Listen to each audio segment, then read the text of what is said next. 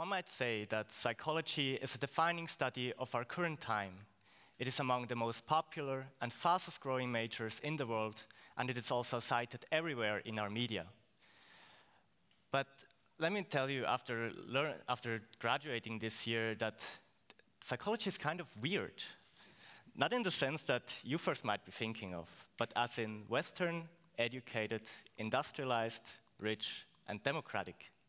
This acronym addresses the fact that almost 95% of all participants in leading journal articles were either from North America, Europe, or Australia. This severely distorts the representation of minds globally. Joseph Henrich, the author who coined this term, also described how unusual our Western mindsets often are compared to global averages, which makes the cross-cultural transfer of psychological findings often difficult. All of this got me curious about what is going on in my field elsewhere in the world. So this summer, I set out to speak with active researchers in Asia. And eventually, I connected with people from 7 countries for my podcast series, which is Delving into Asian Psyches.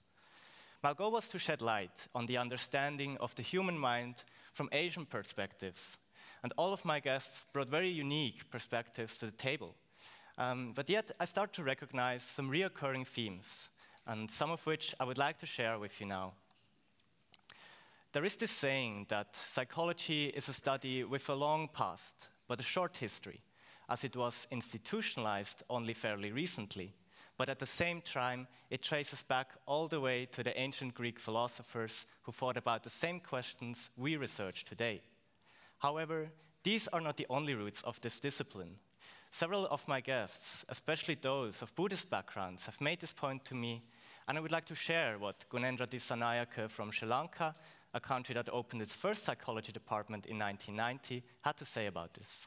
In Sri Lanka, it was introduced very late compared to the other sections in the world.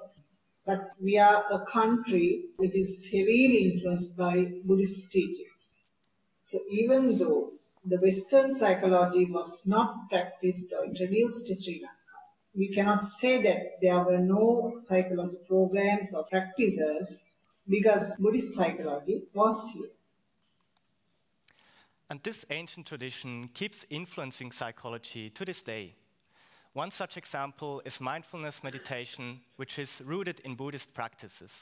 And as you can see in this graph, it has quickly gained research interest, from a mere dozen studies in the entire 1980s to more than 1,000 papers being published every year nowadays. But keep in mind, this is only one path out of 8 to achieve nirvana in Buddhism. Currently, many non-Western concepts remain unexplored in this field. So just imagine what else we might have missed. Many more Eastern practices might be scientifically beneficial to us, but due to lack of research, we simply don't know at the moment.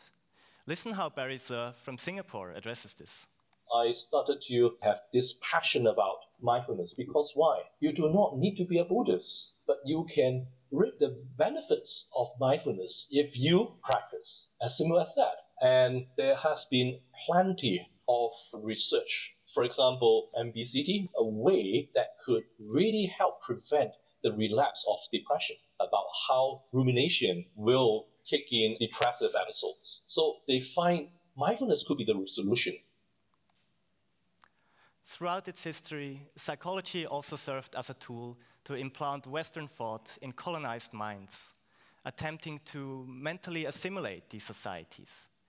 In many countries, this had lasting impacts on the establishment of an inherent psychology, even well after gaining independence.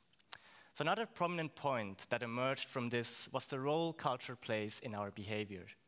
It is a question not often raised in Western research, which is increasingly focused on individual experiences in favor over collective ones. By establishing general theories with universal claims, culture-specific aspects are often overshadowed. But exactly those were repeatedly emphasized by my interviewees, including Baiju Gopal from India.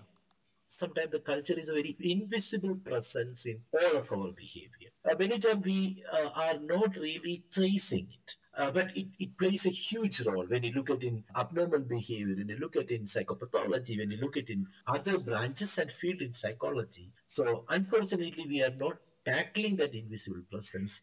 So we are less sensitive about the cultural nuances, and we are focusing more on universality in our behavior. So evidently, not everyone is as convinced about the generalizability of current psychological theories as Western researchers often are. It is important to note that my guests didn't reject Western psychology, but see it necessary to expand its reach by acknowledging those very cultural nuances. In fact, many scholars who first pointed out intercultural differences are now looking into variations within their own societies as well. But then, what do psychologists in Asia, how do they see psychology going forward? And what do they want to change about the way it's studied? Carlo and Cervantes from the Philippines answered these questions excellently.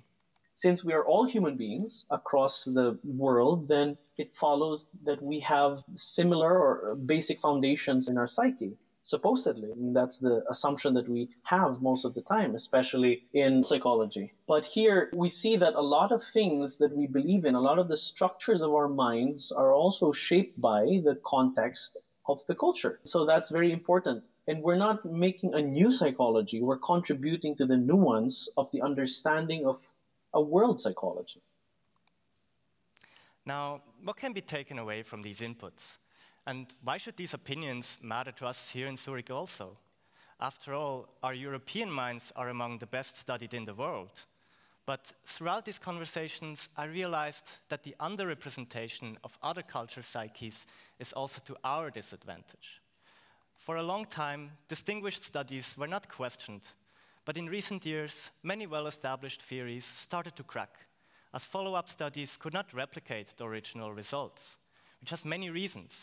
One of them is that they were first tested on just a small group of our population that is increasingly diversifying. In my opinion, universalism is the way to go ahead, though. We don't want to end up with a psychology for Westerners, one for Asians, and so on. But in order to go this route, we truly have to include everyone in this process and pay attention to their cultural backgrounds without orientalizing these societies either. However, we should also not only look outwards, but allow ourselves to be influenced by ideas that originated elsewhere in the world too. No society has completely figured out the mechanics of its psyche yet, and we may have much left to learn about ourselves by studying the wisdoms that developed in places such as Asia. After all, many Western theories apply to Asian minds, so why shouldn't it work the other way around as well? Thank you. And if you wish to learn more about the literal state of mind in Asia, you can listen to the full conversations by scanning the QR code behind me.